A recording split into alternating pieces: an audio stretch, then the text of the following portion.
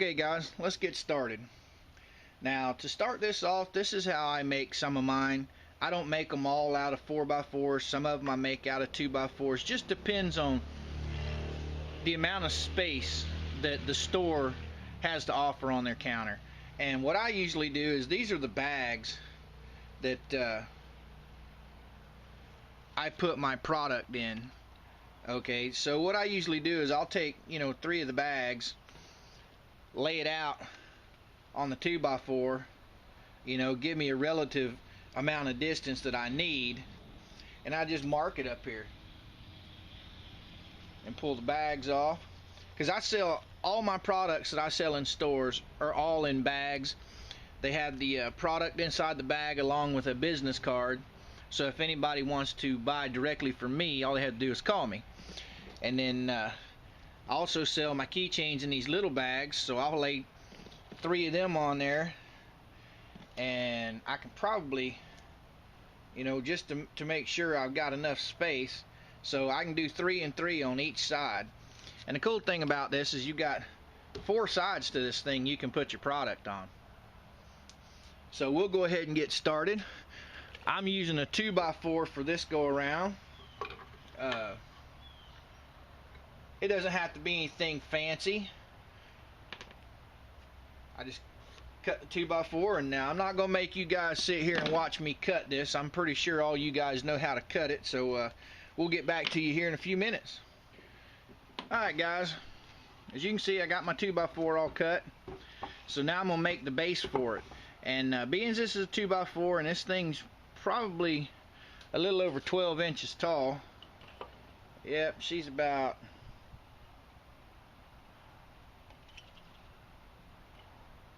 probably about 15-16 inches tall. I'm gonna put a little bit longer of a base on this, so I'm gonna put the width of the board, and I'm also gonna add a little extra just to give it a little bit more stability as it's spinning.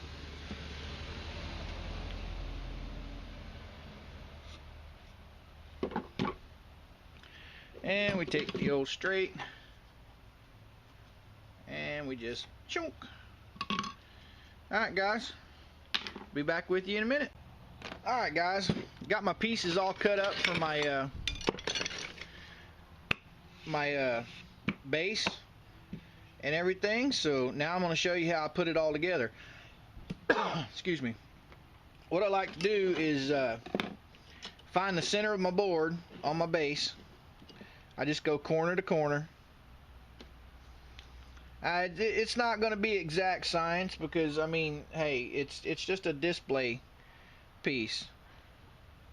So you get it as close as you can, and that's all you need. And like I said, I find the middle.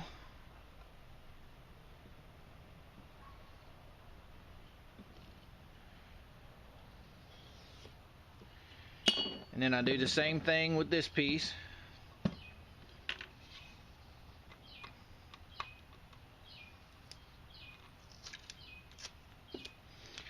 Get y'all up there a little bit higher so you can see this. And I do the same thing on this one. Just go corner to corner.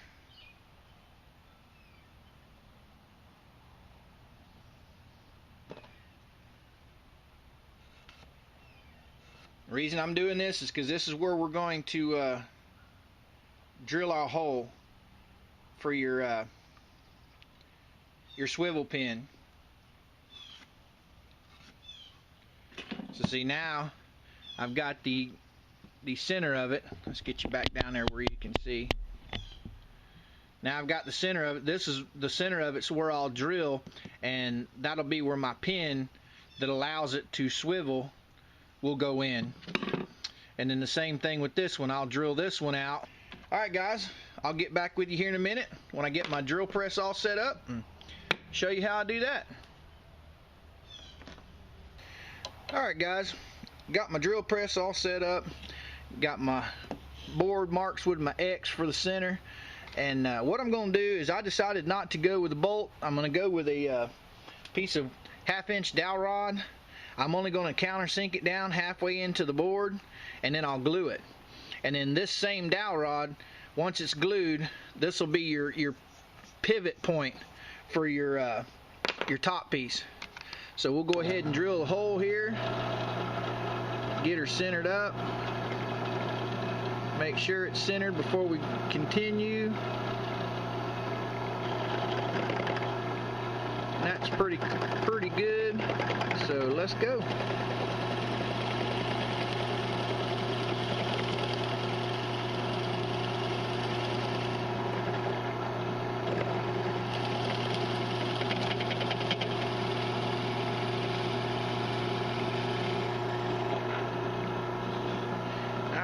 Check the depth of it, see if that's how far we want it to go down. I want it to go a little bit farther, so I'm not going to go all the way through, but I'm going to go pretty close to all the way through.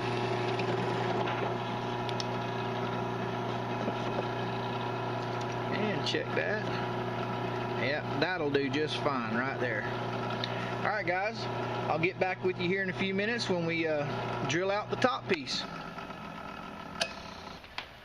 Alright guys, got my 2x4 set up in there, got my drill all set up, and now what I'm going to do is I'm going to take this 1/2 inch bit, I'm going to take it all the way down to the silver.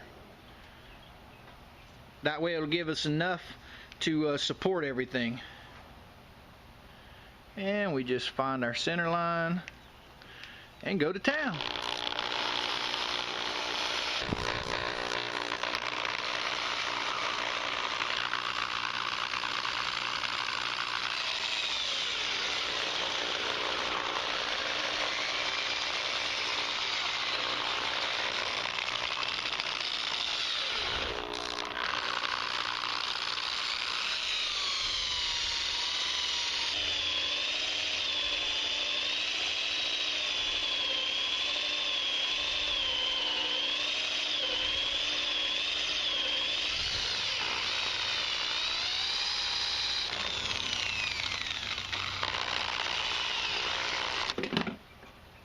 Alright guys, got the hole drilled. Now we're going to check the depth of it, which maybe I should empty the sawdust out of it first.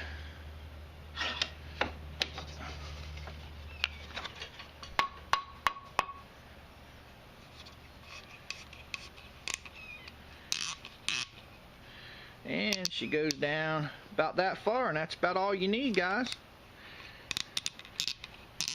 We'll kind of give you a little view of somewhat what it'll look like. It'll set down on there and it'll, oop, that's the wrong block. It'll set down on there and you'll be able to turn it. But of course this will be closer to the base. I just have to cut it off. But you guys get the idea of what I'm going for here.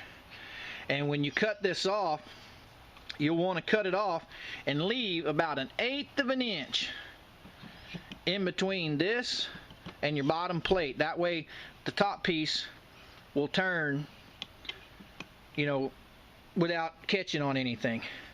Alright guys, I'll get back with you here in a few minutes and show you how I do all that. Alright guys, I've measured the depth of my hole on my base plate and I've transferred it on here, and I added about 1/8 of an inch. And so I'm going to take my coping saw. I'm just going to cut that old dowel rod off. Now to fine tune this, I suggest you cut it just a little bit longer and then sand off the extra little by little till you get it right where you want it.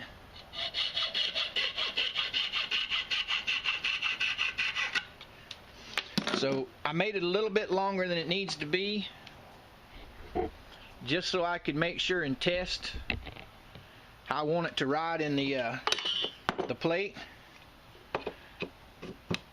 And that's pretty good. It's not setting right on it, but it's not touching it either. That way it won't have any hiccups. And as you can see, it turns really nice. And once you have weight on top of this, it'll keep the base plate from moving. Now you can always get a piece of that non-slip mat like what you find in Walmart, You can go into the kitchen department where they sell all the kitchen stuff, and the plastic shelf liners and drawer liners that they sell. Just cut you a piece to fit the bottom of this, glue it on, and that'll make it non-stick. It won't slide on the cabinet case. It'll set nice and straight, and it won't move around.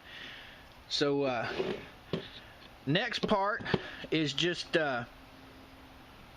putting in our pins, our holes for our pins, and I'm not going to waste you guys' time with that, because everybody's shelves or everybody's displays are going to be different. Just depends on the bags that you use. I just wanted to get this video out there to show you guys the basics on how I make mine.